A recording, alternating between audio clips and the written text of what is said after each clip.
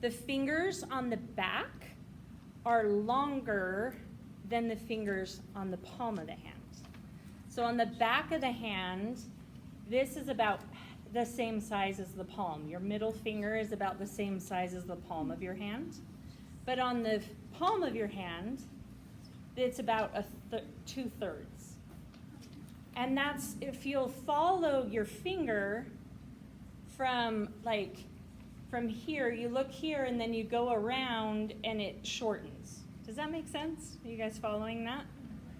Here's another thing to think about is the arch of the knuckles.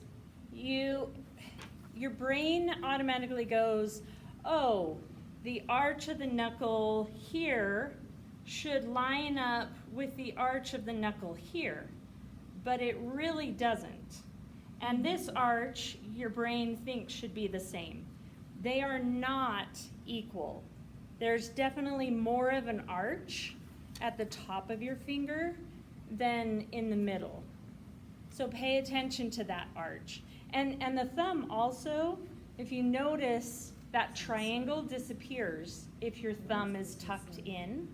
Does that make sense? So if you're drawing a hand that's more in this shape, the back of your hand will be more of a square. If you draw a hand that's open, then you're going to have a square with a triangle. Is that, you following? Here's a disclaimer. I'm the 9th out of 10, so I am not used to people paying attention to me. So you are more than willing, and you can interrupt, you can ask questions, and I will feel way more at home than if you very politely listen to me. Yes? It's just not quite showing up in that camera. Oh. You could aim it. Yeah, well, it's showing up here. Let's see. How do you want me to? Right there. Aha! What? Am I there? No. Oh, is it that thing? Okay, here. I will step back. Is that better? Yeah. Okay. Here we go. So we have the different arches on the fingers. Tell me if I go back out. Down? Oh, I'll sit. Is that better? Yes. Woohoo! Do you want that to switch over there? Okay. Okay, where are my notes? What else am I missing here? The wrist is the next thing. Oh, the wrist. So when we look down at our hand, we automatically go, oh, that's a parallel line. There's a straight line that goes across our hand. But it's not, when you put your arm down, it is actually very much at an angle because my arms are a little chubby, so maybe it doesn't. You have the end of the bone of the ulna, I think, and then there's the other smaller one. Radius is the Radius. big one, the ulna is the small. There you go. So when you go this way, you have an angle that goes this direction, but then when you switch, the angle actually switches. So the hand changes. You can't lock things into your head, and paying attention to those shapes makes a big, don't allow your brain to go, oh, a wrist is parallel, and the same with fingers. Make sure that they taper. What else do we have? Oh, your knuckles. It's kind of hard to do. End up being diamonds. Diamonds read really well for these knuckles. This is really hard to do this way. I should have practiced this. I hope it's not permanent E. Yeah, well, That was my it first probably question. is. Coconut oil gets it off Is great. that a Sharpie? Yeah. No, it's gonna be on there for a while. Another knows how to get Alcohol. Sharpie out. Alcohol. Hand sanitizer takes it off great. Another knows how to get Sharpie off skin. I have children that have decorated themselves with it. Okay. Another thing. Shape of the thumb. Well, and then it's inside. Yeah, well, yeah, the thumb, you just remember that entire triangle moves with the thumb, and don't think of the thumb as ending here. Have that thumb come all the way down and be part of. And that will give you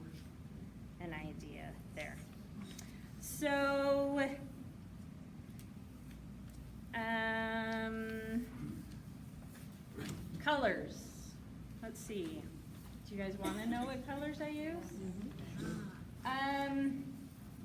I'm not a huge fan of mixing paint, mostly because I'm just lazy and I like things to be super quick. So I have a lot of whites. I have lead white, titanium white, and then I consider this yellow, red, and blue as whites. So this is yellow. What's that? This brighter pink is a radiant color. Can you guys see me? Yes. Yeah, Okay. you're in good shape. This is a radiant color from Gamblin. Sorry to say, Is but that these. radiant violet? Radiant. Did I write it on there? Maybe I didn't. I poked. Sometimes I try not to use this one just because I have this rosebud one, so I try to get away, but I always end up putting it on there. Radiant magenta, that's what it is. These three colors, I'm sorry, but they're actually Vasari. I wish I would have never been introduced to them because I love them. And that's rosebud, vice, and yellow brilliant. Somebody tell me where it's at on that page. Brilliant yellow light. Brilliant yellow light. The base that I start with is transparent red oxide, and this is raw umber and asphaltum. So those, and then I also, so essentially I have three reds: the transparent red oxide, crimson, and cadmium. And then every now and then I will use yellow ochre and a tiny bit of that yellow, whatever that is, brilliant yellow, but I don't use that very often. Oh, and if I need to add some extra dark color in, then I will add a tiny bit of ultramarine blue.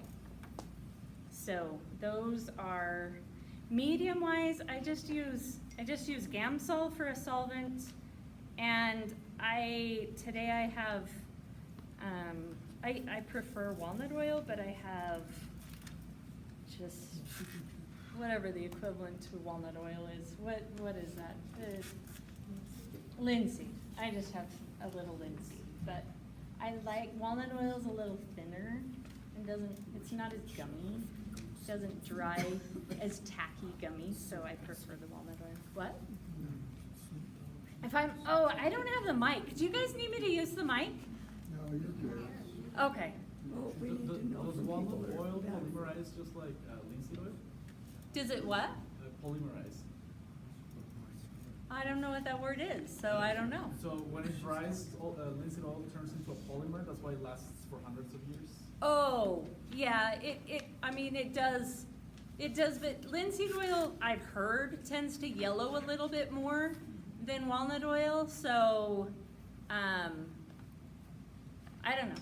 I mean, either one is fine. And I don't use a ton of it, so it doesn't matter. A lot of people can draw with good artists use walnut oil. A lot of, okay. Yeah, and they travel with it. Well, good, I'm a good artist then. She says good artists use walnut oil.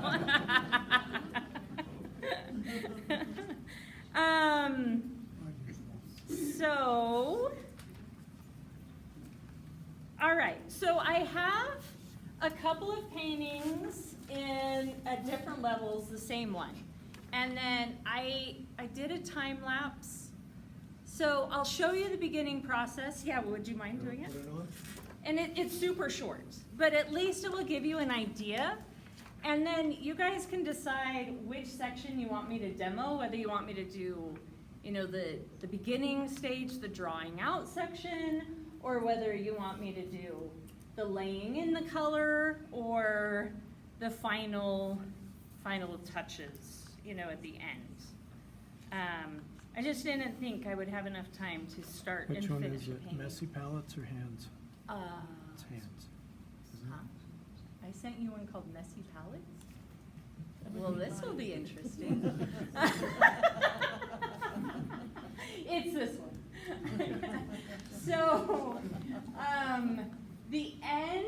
I start with raw umber because it's cooler, and so the background will be pressed back into the back a little bit more. It recesses, and it's just you can go ahead and start it.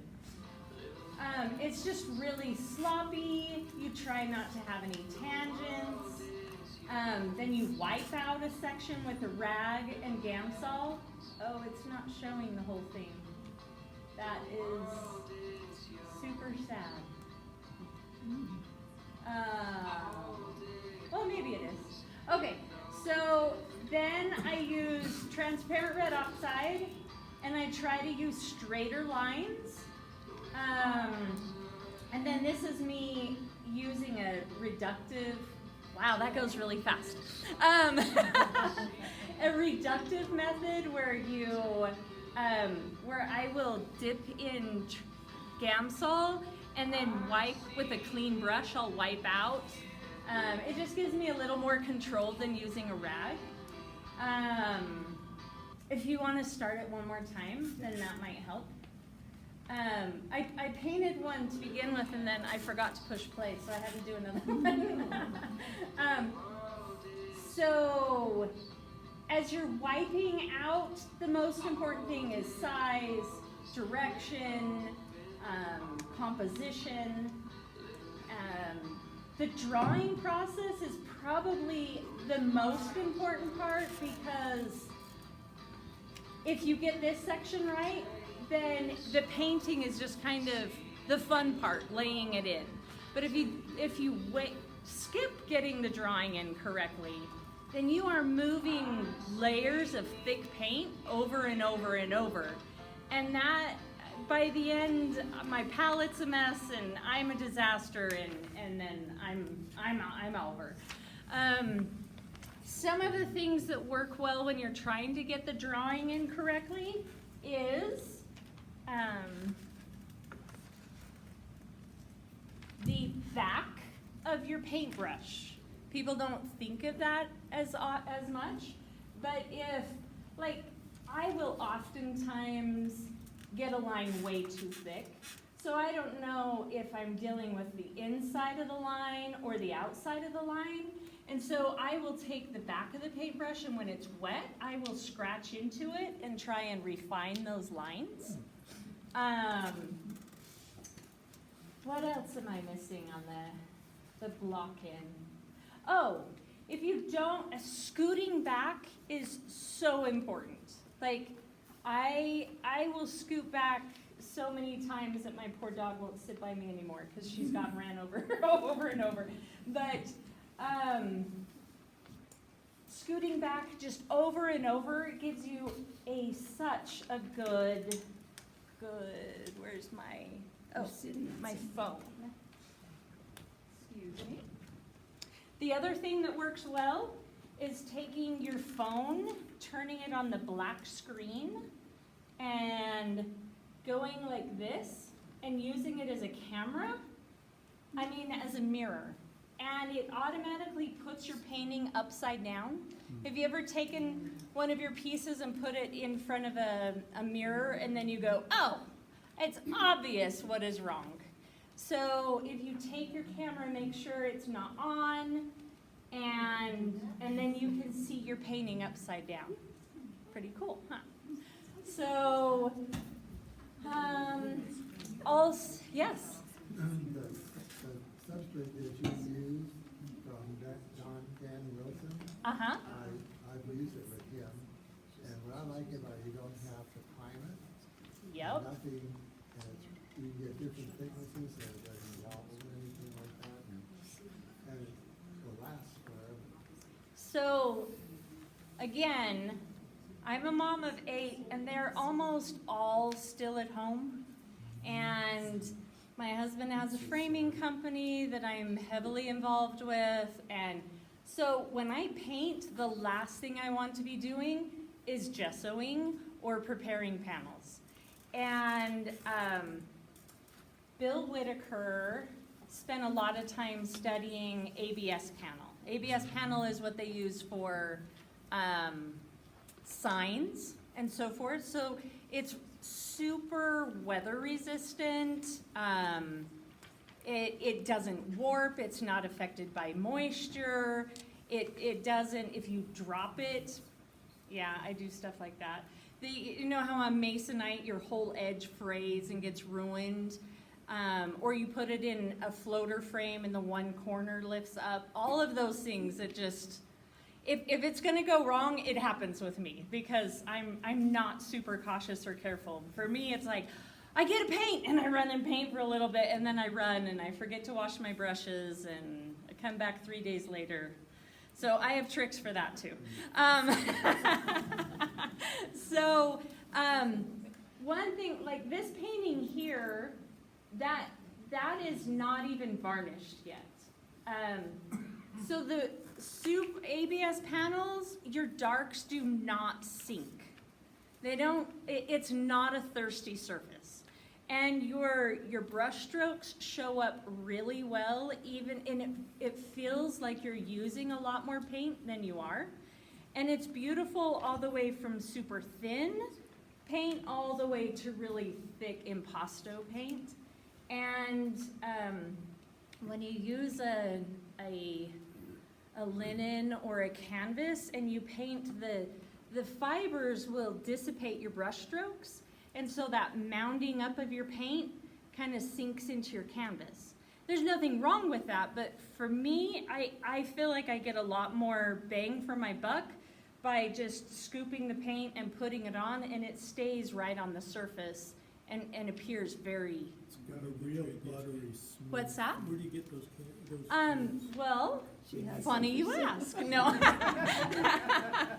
We have a company called Tobiasson, and we prepare the panels. They come sanded and prepared for you. It's a really velvety, soft surface. So, And she brought some over. and there are some over there that you can take. Really smooth.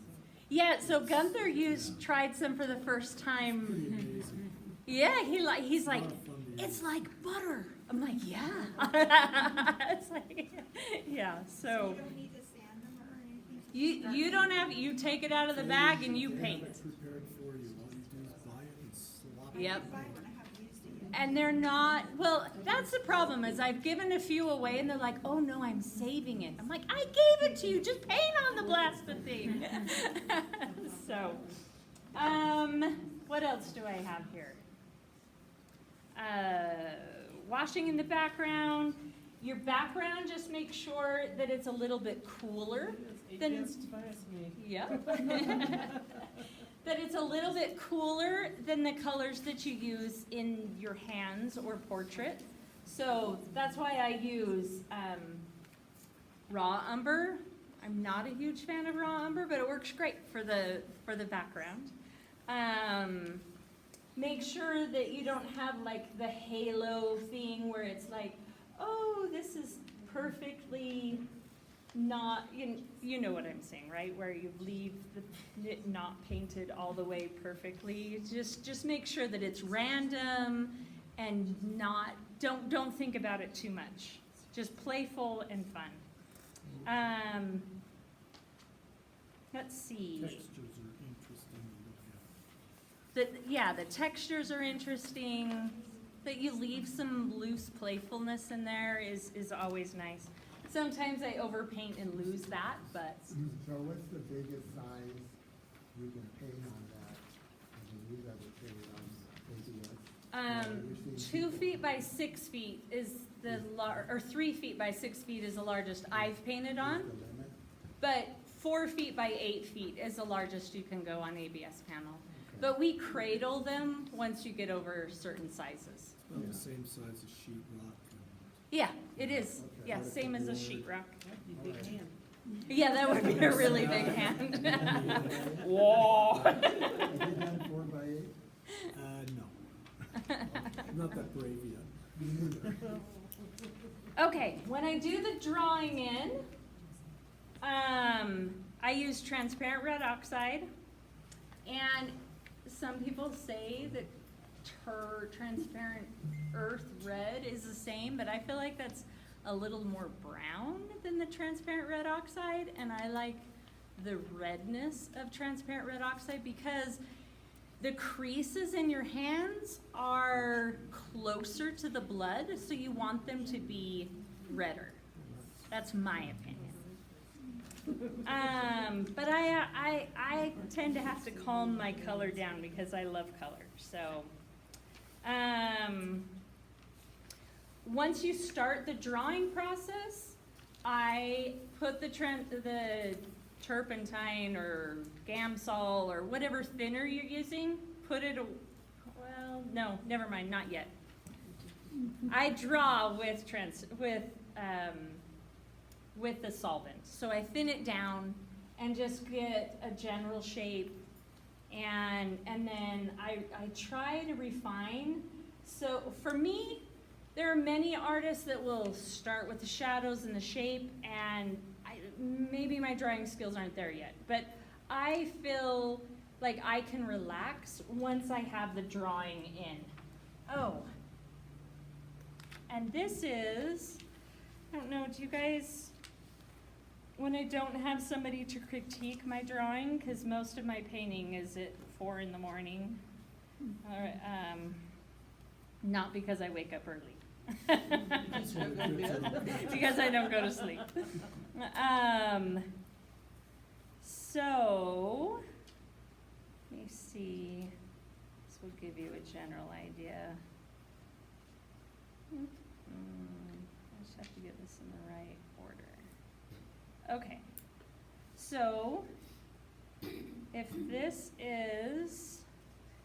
is my reference here, then I will take a picture of my painting, make sure that I'm very careful to keep all the edges parallel, because your drawing will definitely be off if you don't take the picture perfectly. Does that make sense? When you're taking the picture, make sure that you're back far enough and that your edges are parallel, because if I take the picture like that, then the entire drawing is skewed. You're talking about a parallax problem. What's that? It's called a parallax. There you In go. other words, if you don't keep the plane of the lens perfectly parallel. And the newer phones, because there's 3 cameras on the back, it will warp your painting. So it's always better to back up. And if you get a glare on your painting, the further you back up, if you back up and zoom in, you will get, the glare disappears. I have no idea the science, but it works. I have no idea why. When you edit photos, there's a parallax corrector. Does that not work in this case?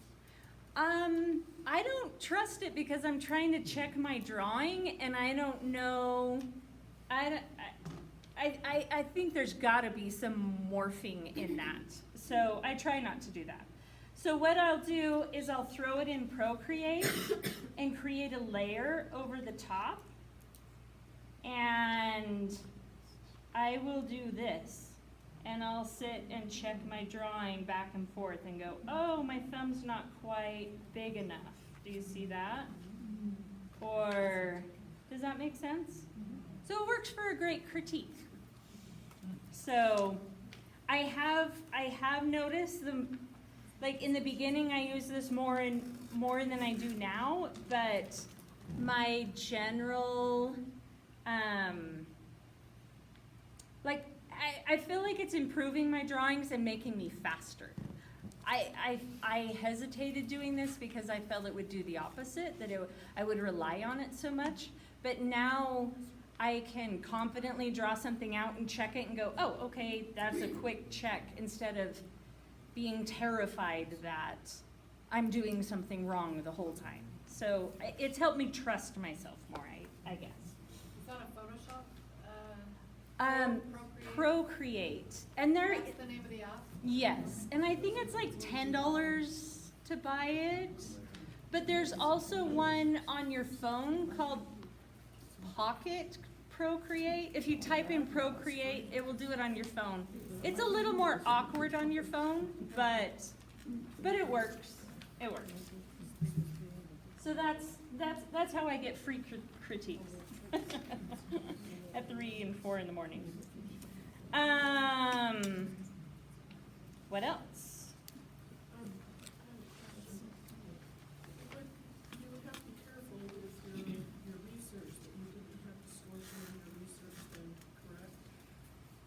I'm sorry, I can't quite hear you. If you had distortion in your research. In my research or like my, if you took a picture of somebody's hand too close or whatever. yes, Then you're correcting something that's wrong in a photograph. that's So true. you have to know what your photograph is. Absolutely, and drawing from life is very different than drawing from a picture, and that's why it's important to understand the structure and so forth, because you have to go more off of the idea of a hand rather than, I mean, for me, when I'm looking at a picture, I can go, oh, this is this far from the edge, you know, and I can use the edges and so forth, so. But yeah, it's always good. The more you paint from life, the more you can correct those things in a painting also. Well, and when you paint from life, if they move just slightly. They move a lot. Yeah. it's hard And they have to take breaks. They're so rude. Yeah, and it's hard to get back to that exact spot. I mean, darn them. It rarely happens. I have drawn almost every week from life for about 3 years, and I still am terrible. Is that why Michelangelo used dead bodies? They might have been a little stiff. I think really when they were doing that, it was more because they didn't understand the inside of the body and they had no idea what the bones looked like and so forth. But hats off to them. I could have never done that. Maybe mannequin? Yeah. So, let's see. Knuckles, we'll get rid of that one. All right, do you want to see the next step? Video? Yes. Yes, ma'am. Wipe in, drawing, back of the brush. Take pictures. We get to see messy palettes. Hopefully I sent you the right one. Oh, there we go. Oh, it's because the word messy palette was on there. Picked it up. Unifies your colors. Yeah,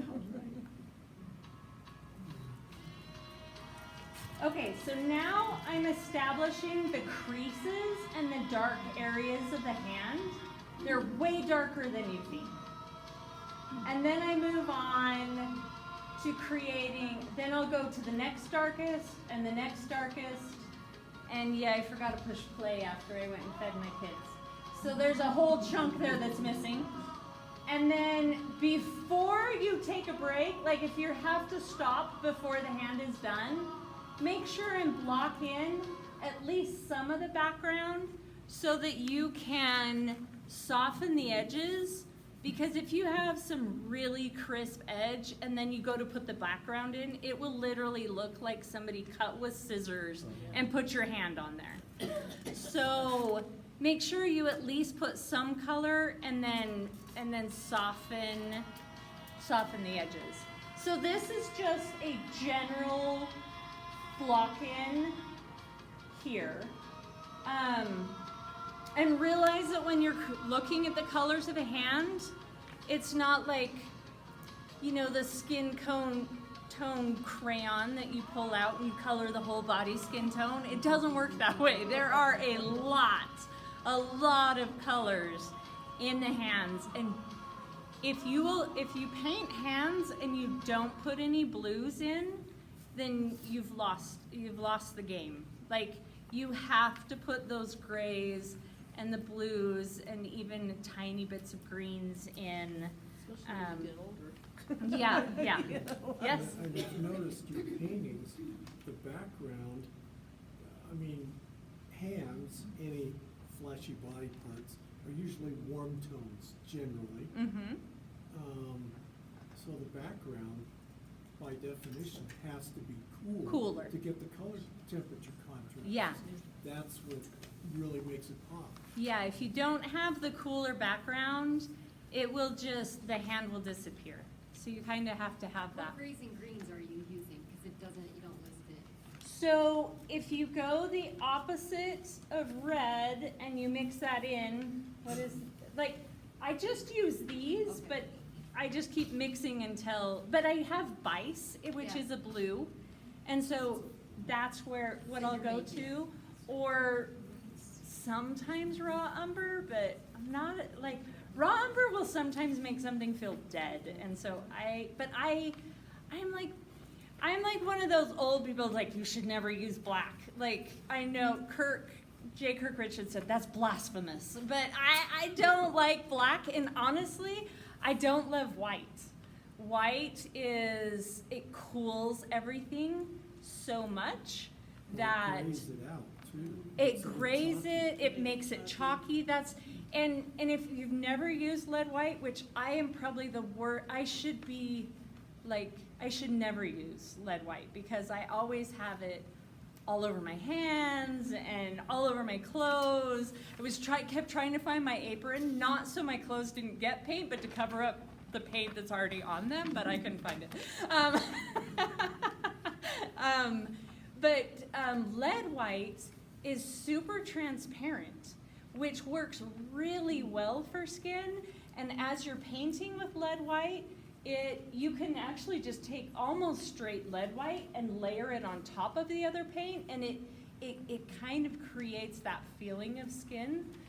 And also, go home and experiment with, well, if you don't mind the toxicity of it, but the lead white with red, it actually lightens the red instead of turning it to pink, if that makes sense.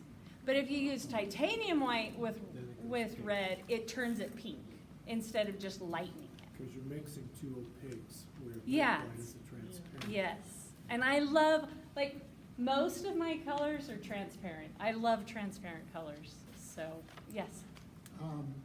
You can make, I just learned from another artist that you can make green by using raw sienna and ultramarine.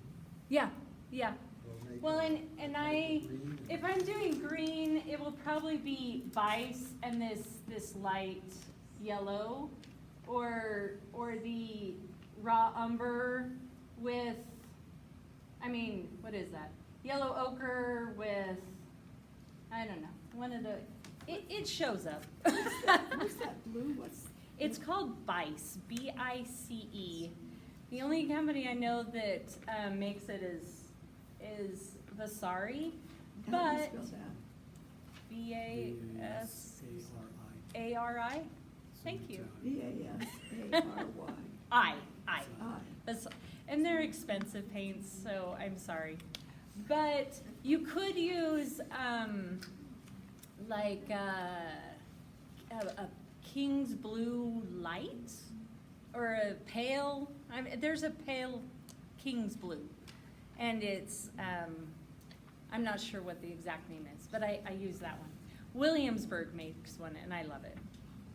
So, any other questions? So, I don't know, what are we on time? Want to take a little break now and you Yeah, get we back into can, doing? yeah, well, before we do that, can I ask what you would like me to demo? Do you want me to demo the drawing in process, the blocking in process, or finishing? Yes.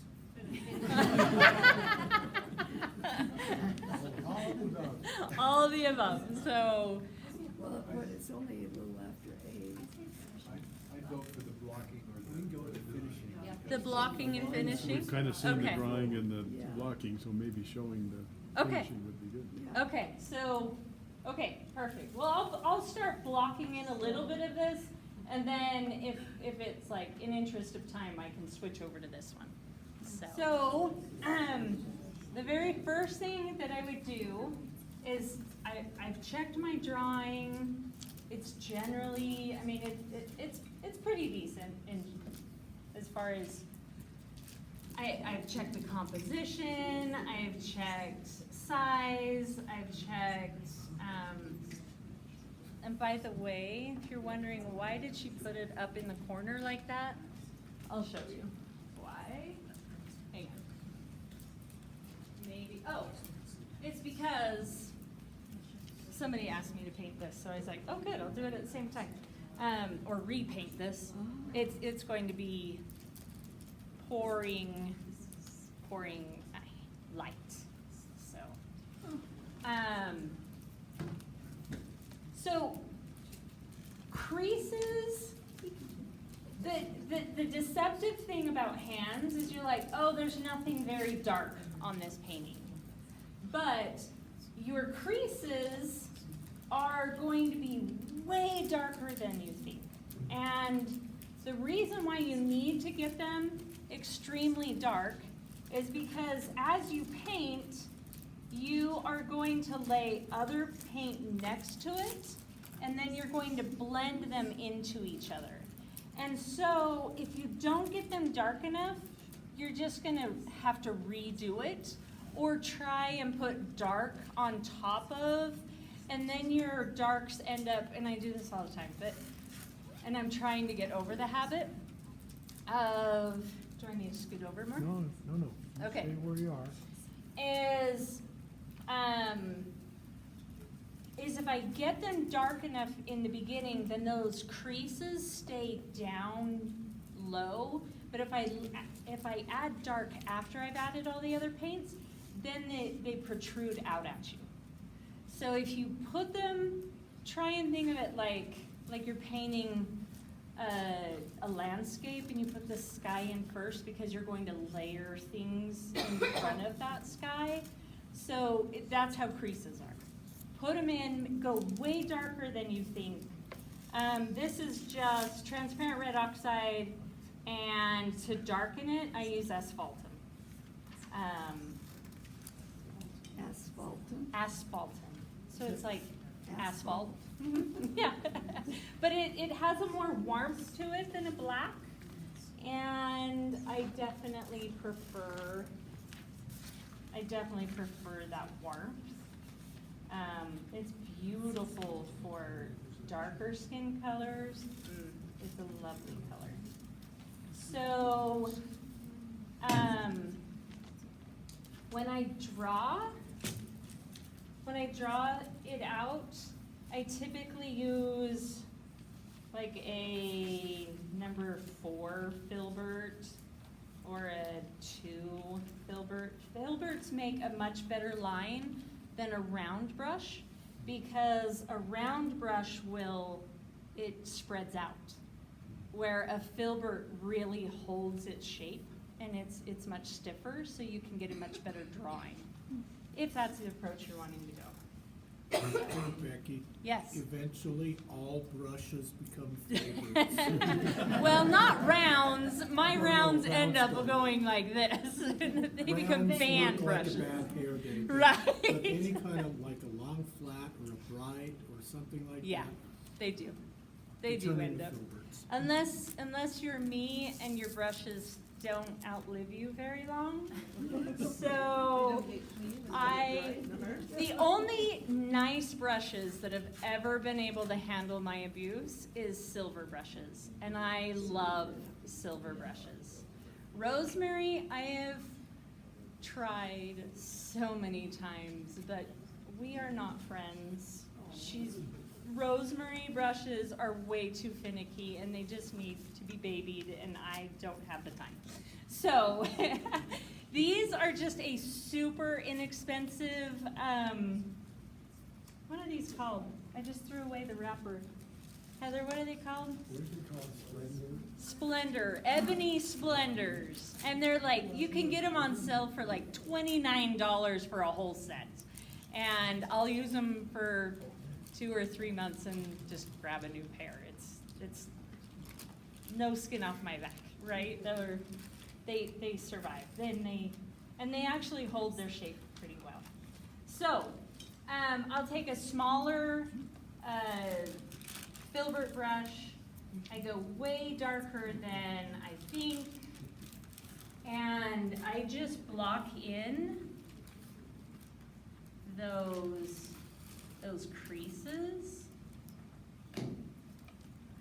Today was not the day to up my thyroid medicine. If I'm shaky, it's not because I'm afraid of you. I just have a shake in my hand today. What did I do here? There we go.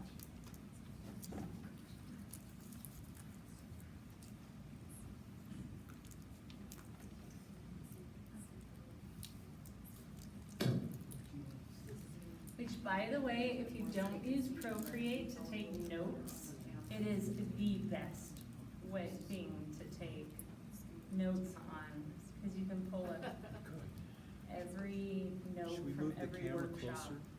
So we can zoom in. I don't know if there is a We're Zoom. gonna try to move it in a little bit, just Okay. see if we can, yeah, You you're can doing get nice better, and much cozy better. with me. But see, here's this. I think your brain automatically goes, oh, these are straight across. But you have this arc that comes here. You're gonna stand there and hold it? You are diligent. You are diligent. What's the red you use again with the S? Transparent red oxide and crimson. So, I wonder if you just shorten this down and then you could put this right by my side. That makes sense.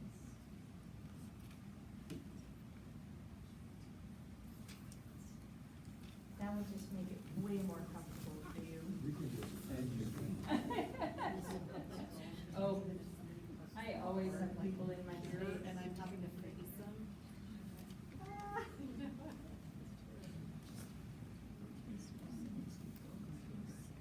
So this is straight paint.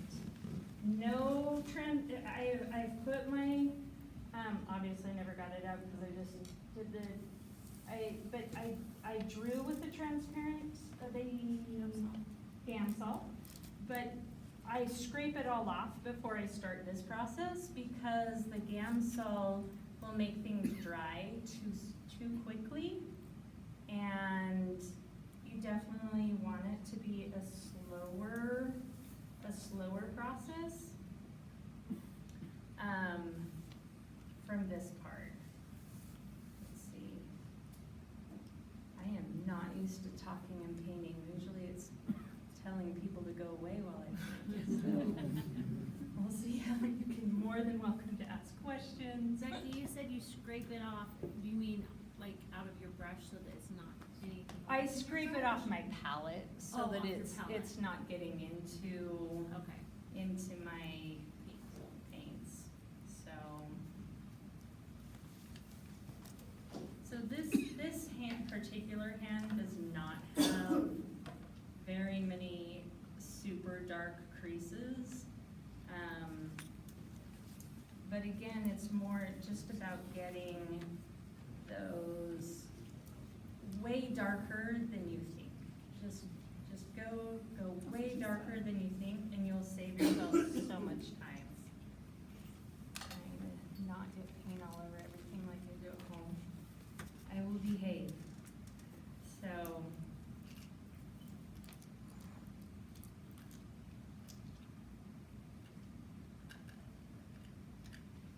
So then after I get those dark creases in, then I'll move to the next dark. And I'm seeing a little more creases here. I've gone up to a larger brush because I'm blocking in more areas.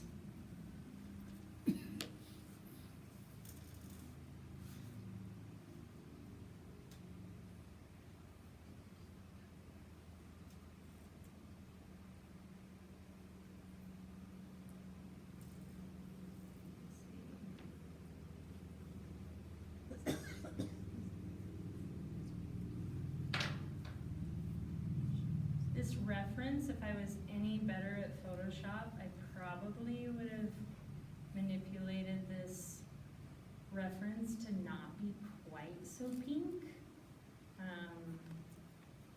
But that works.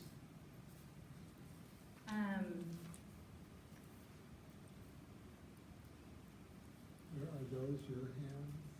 These are my son-in-law's hands. Okay. I made him come over one day and I'm like, ooh, stand there. Keep my hand Yeah. It started, I don't know if you can see that one over there with the gold. That was my first painting that had hands in it. If you take a break, I'm gonna tape while your hand is, right? You what? I said if he takes a break, you're gonna tape where his be. Yeah. So, Why the obsession or love of hands? you know, I wonder, I've thought about that a lot. And like, I guess one good story to that is that my grandpa only had one hand. And so maybe it's because I loved playing with his stump.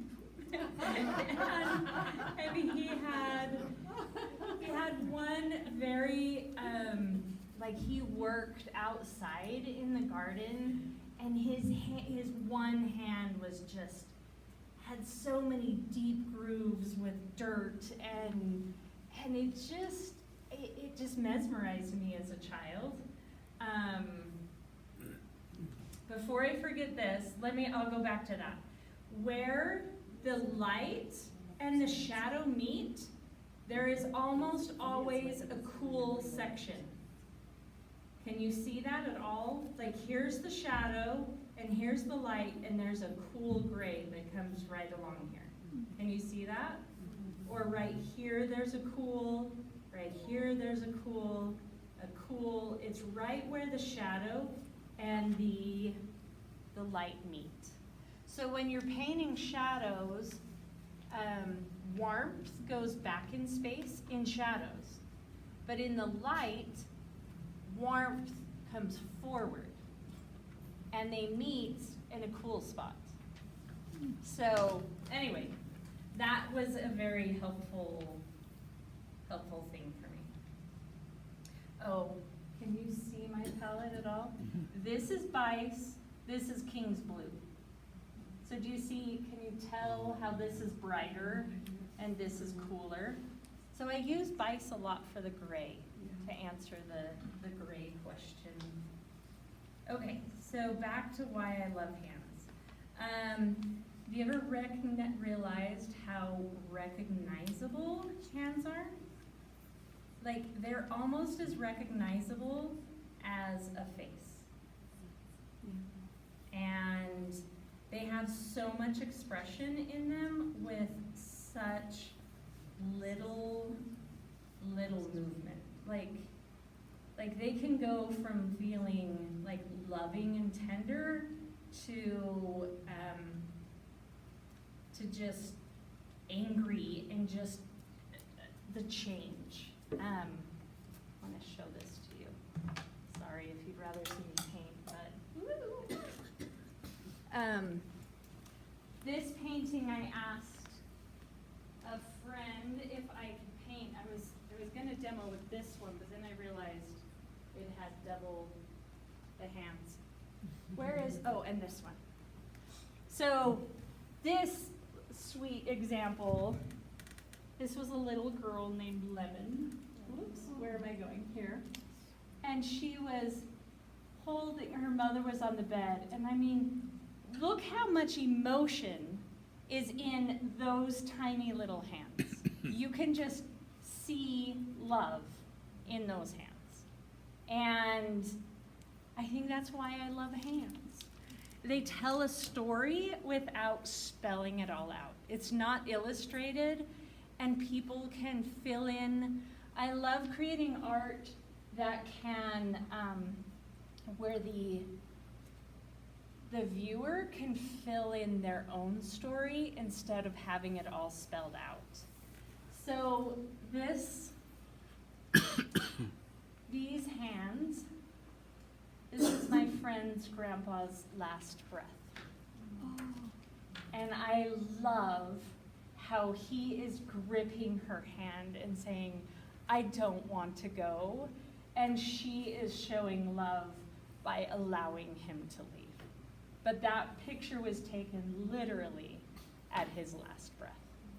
And I think hands can tell a story without it, the entire thing being illustrated, and they touch your heart. I think that's why, because I love emotions and feelings. A little too much, my husband would say. But I promised him he would never be bored. So, but look how gray, oh, you can't see. Look how gray that is, and that's just transparent red oxide with some bise and white. As soon as you add white to it, it turns it into a gray. So, Which white did you add? lead. So.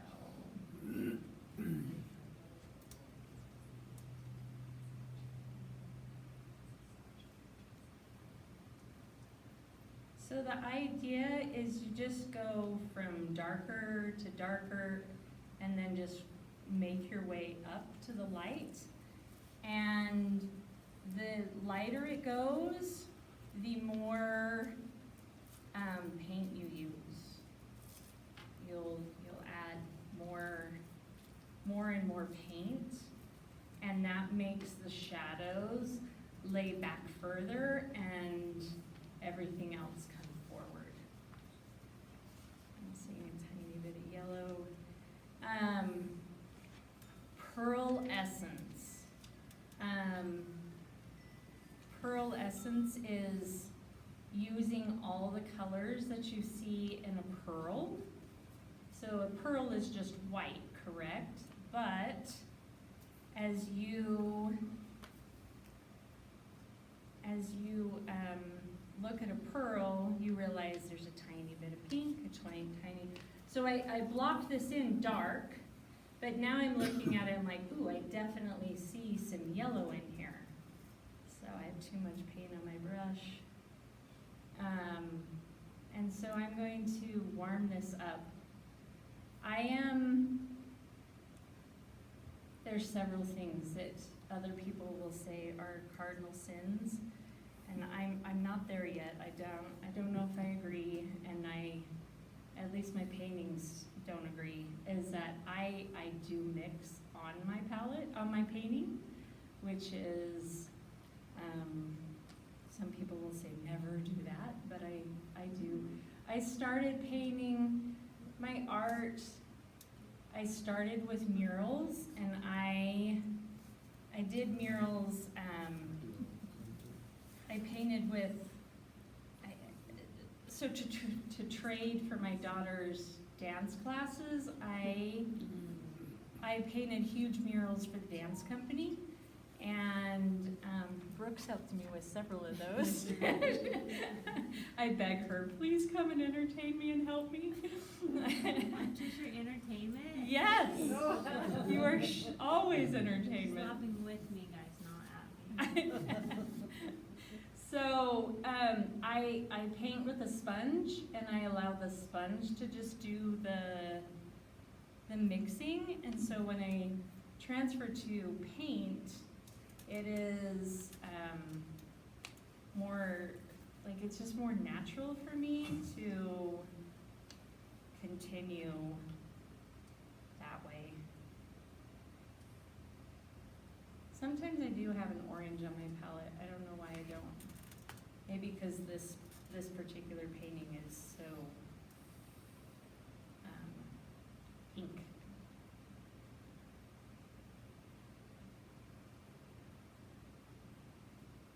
Oh, I see a crease that I missed. So the reason why you put the creases in, and I lost a crease blocking this in too. So now I have to do the dreaded thing I told you not to do. Don't go towards the lights. No, I said dark overlay. Oh. Was that a Freudian slip? I like this group. Don't go towards the lights.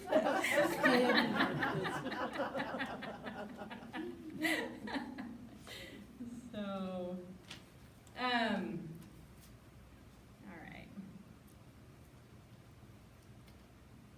So, and again, like, looking at this hand, this is kind of going back in space. So I feel like that would, lean a tiny, I keep typing into the wrong blue. That's why my blues are ending up so different.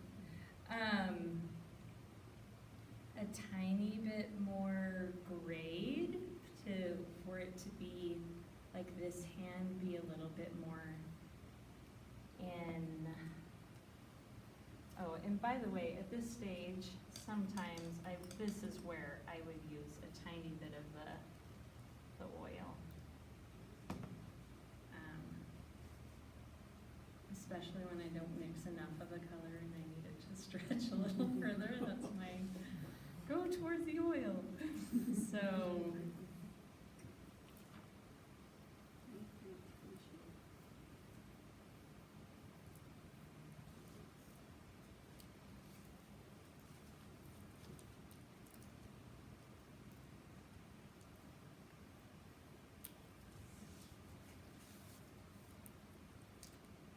and I do like to kind of pay attention to colors as I go. Dan Wilson, who I've learned a lot from, is constantly telling me that I shouldn't do that, and I need to pick a color and lay it all out, and then move to the next. But I don't think he has ADD like I do, so, you know. Well, I think if you jump around, you get a better color relationship too. You can. I mean, I think it's nice. If you want a super coherent fill, then I need to wipe that off. It does create more of a coherency if you don't bounce around, but I think that's what creates a lot of movement in my paintings, is the fact that I am a little bouncy. So, and I lost another piece over here, maybe I never put it in.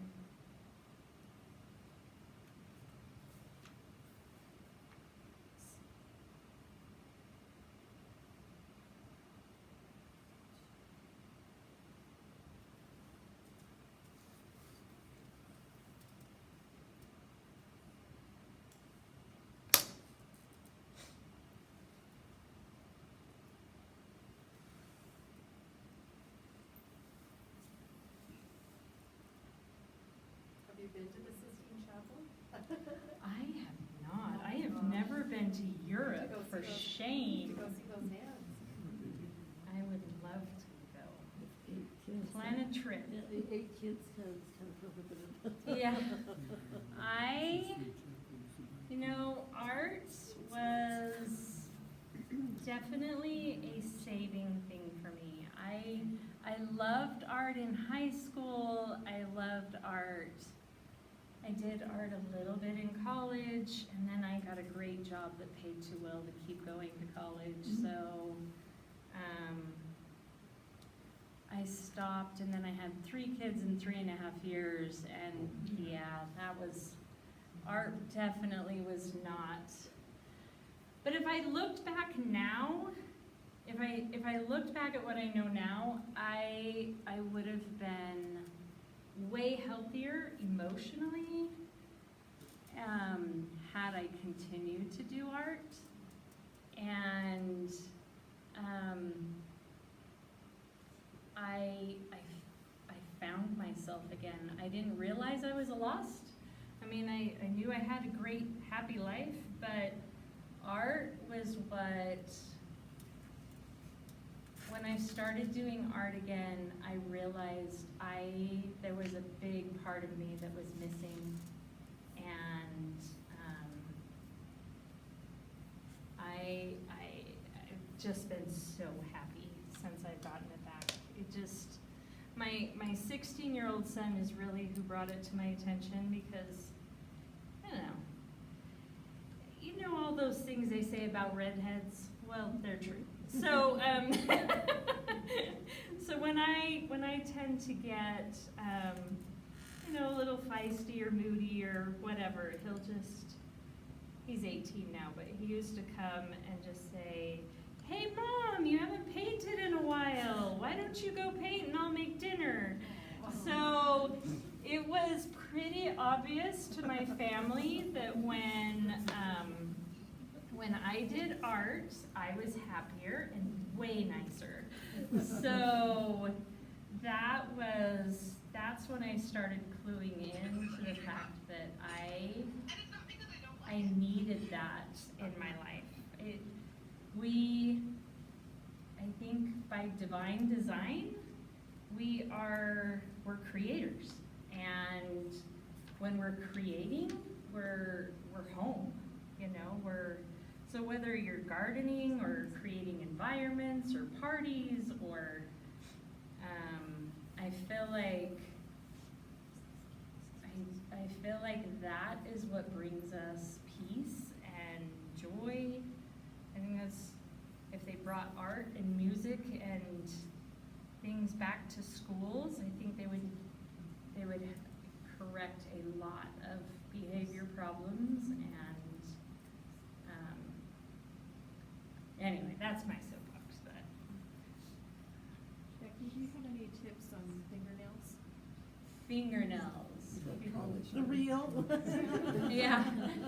Fingernails are cooler, so they're definitely more gray, but you can't get them, if you get them too gray, and when I say gray, I probably mean just more white, as in like titanium white added to your paint, because if you get them too gray, they will appear dead. You don't want them dead. So,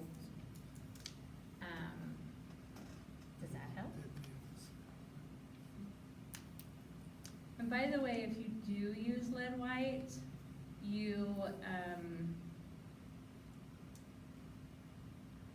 it is 1/100th of the strength that titanium is.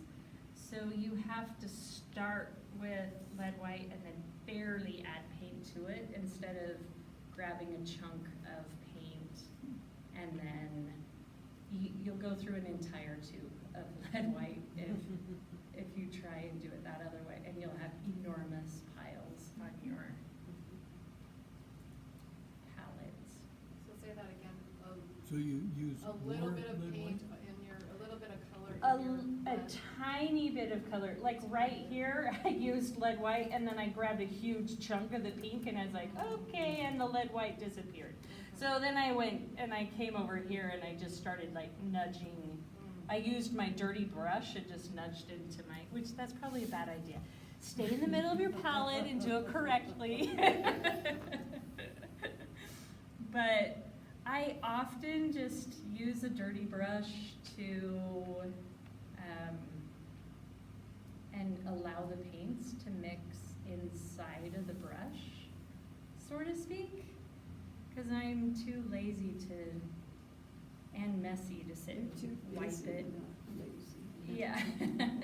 I do, if I could live 3 lives, I would be the happiest person in the world, so I would love to live 3 entirely different lives all at once. How are we on time? I have not a clue.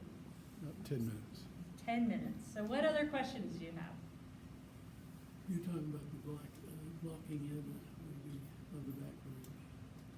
Say that, oh, the background? Okay, so, a color that I love, that probably people don't know much of is, let's see if I have it. Cold Black by Williamsburg. So yeah, can you tell I'm not one of those people that's like, just do red, yellow, and blue, and white. I'm definitely not that person. But Cold Black, I told you before that I don't like black, and it's because black kind of has a dead feel to it. But Cold Black is it's like navy blue. It's like navy blue. Paint, it would be a stronger pigment than Payne's. like Payne's gray has a little bit of white in it, where this would be like just straight tint. Does that make sense? Tint, I sound like I work at a That's really. paint company. Yeah, it's by Williamsburg. What's that? You're not loyal to just one kind of paint. No, I probably have just about every kind in there. I think the only one that I haven't been happy with is, I don't particularly like Rembrandt, so. It's There's a lot of too, oil. well, it has a lot of oil, but it's also almost like rubbery. I don't know. It's a little weird for me. So backgrounds oftentimes will have a little more interest if I use a flat rather than a filbert. So, somebody noticed earlier that I never put lids on my paints, so don't follow any of my bad habits, but because of that, that's why having a tiny bit of oil handy is helpful. Also, I can't find, oh, maybe this is a better brush. I took one class from Bill Whitaker in college, and oddly enough, it was a watercolor class, which he hated teaching because he's not a watercolor painter. But he used to say, when you go to pick up a brush, pick up 2 sizes larger than you think. So, I kind of like that because it forces you out of your comfort zone, and it just adds more moodiness, you know? So, and I do. That's just straight out of the tube. That's straight out of the tube. I kind of like adding bice to it. Creates a pretty tone. Whoops, went over my edges there. So, is that my time's up button? Take your pill. So I will say this, when you go, never leave a painting that has hard edges, especially if you're going to come back. Because like this edge right here is, if I come back and next time I go, oh, that shape isn't right, I have a lot of work to do. I would have to repaint this color, repaint that color, and then put them together. But you can either take, again, there's a tiny bit of blue in here, but you know what, I was gonna add blue, but instead I'm just gonna take a clean brush, and I'm gonna like massage along that edge, and this is where, if you see Dan Wilson, he's always on his shirt, because this is how he softens his edge, and it's important to clean, to have a clean brush, or you're going to drag, like I just did, that color. But if you'll soften those edges, and when you come back to paint, then you can adjust. This is also where you would fine tune your drawing and put some of those divots.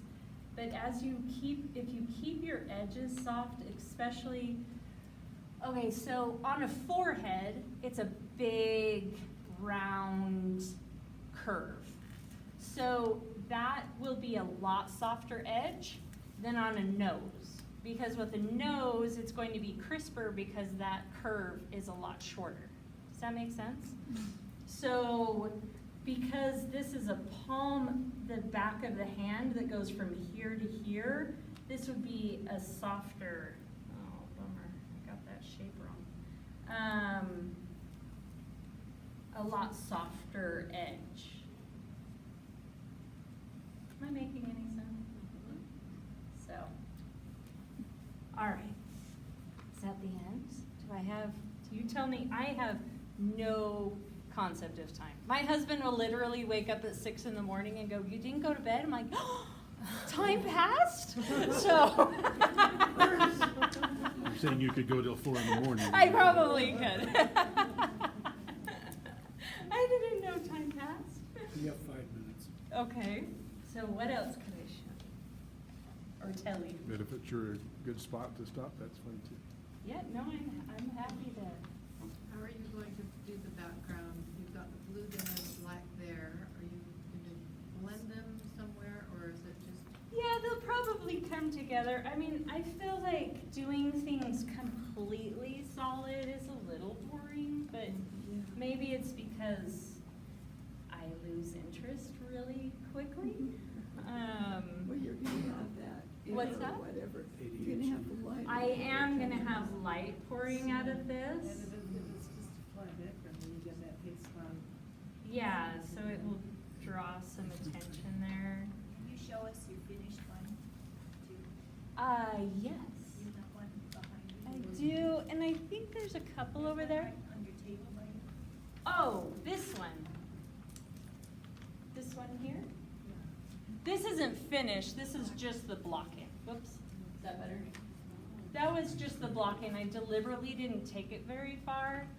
This is, I should probably take that out. That was a finished one, or a print of a finished one. So, I did that one a little while ago. Also, when you're doing whites, it's also important to remember that white isn't just white, there's colors bouncing around in the white. So don't like let your brush be dirty and just pick up a little yellow or a little pink or, does that make sense? And the lighter the color is, the more, the thicker, because the light will bounce off of the thick paint, and then that adds to the brightness also. So that kind of shows how the edges will blend a little bit. Whose idea was that, to have light coming out of the hand? So, you can't see it from over there. Should I go grab it? Oh, I see what the girl said. Yeah, thank you. I did this painting for, Is it this one? yes, could you bring that one? That was one of my first paintings. Heather, what association was that? Inspirational Art Association. Inspirational Art Association. I'm sorry, it's in a bag. I should probably take that out. This was the original painting that I had. Ooh, I don't want to paint my face with those. So whenever you have a circle and a square in art, that's where heaven and earth come together.